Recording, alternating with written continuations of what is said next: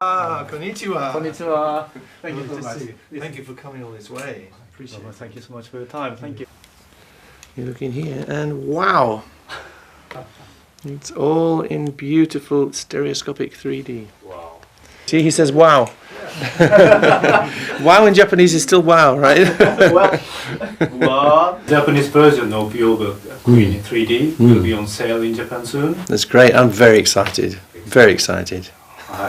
Because of the success of the film Bohemian Rhapsody, I think obviously the long-term fans will very dying to pick up the copy, but also the whole new generation of your fans will pick up the copy. What would you like them to learn from a book?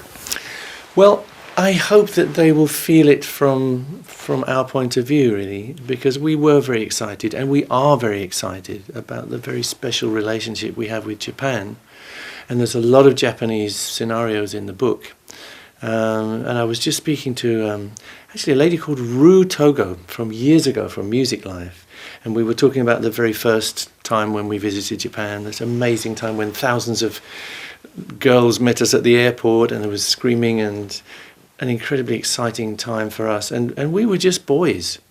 So the book chronicles our journey from that moment, or a little bit before that actually, to the point where we're a touring rock band around the whole world. But I'm hoping that the new Japanese audience will, having experienced the film and what we are, will see the real thing. And the thing about stereoscopy is that it's very real, it's very immediate. It's nice to look at a picture, like a flat picture of an event, and it reminds you of something. But if you look at the 3D version, if you're lucky enough to have 3D material, it's like you're there. It's like you could walk through that window into that world. And that's what I feel when I look at these pictures. I was quite shocked what happened to me when we started working with the pictures to make the book. Because looking at the pictures, I could remember what was around me at the time when I look at the stereo picture. Also, I remember the thoughts that were in my head. It's something so evocative. So to me, stereoscopy is magic, and that's the magic ingredient of the book. That's the final dimension, if you like. The stereoscopic medium is the best way of translating a moment and an emotion and something very powerful. So I speak too much. There's a long sentence, wasn't it? I'm sorry. It's okay. I particularly found interesting that in the chapter, I think we're turning Japanese. Yes, yes. In there you mentioned that because you formed a bond between the Japanese fans and yourself, of the Queen, your father, because of his generation, kind of taken a bit aback.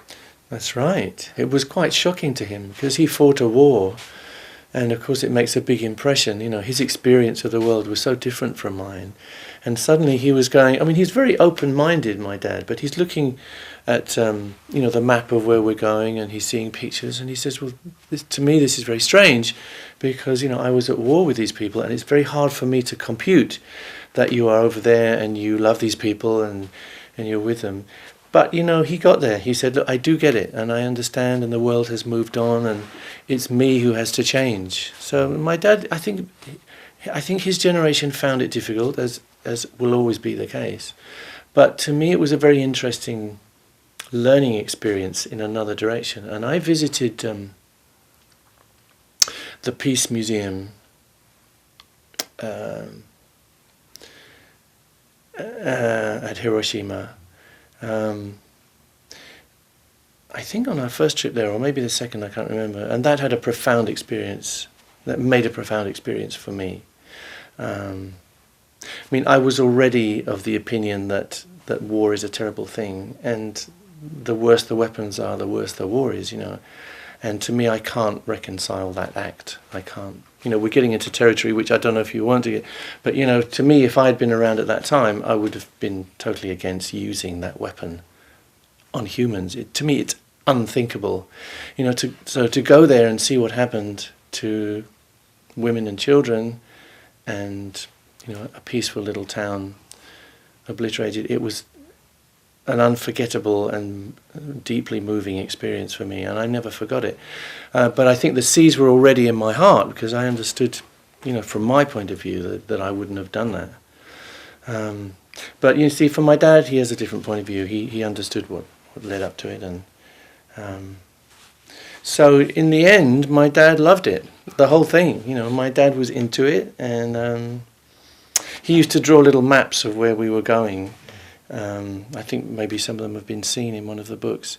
But for a man who was, I mean, my dad was against me being a rock star anyway in the beginning. He thought I was throwing my life away because I didn't become a scientist as I'd been trained to.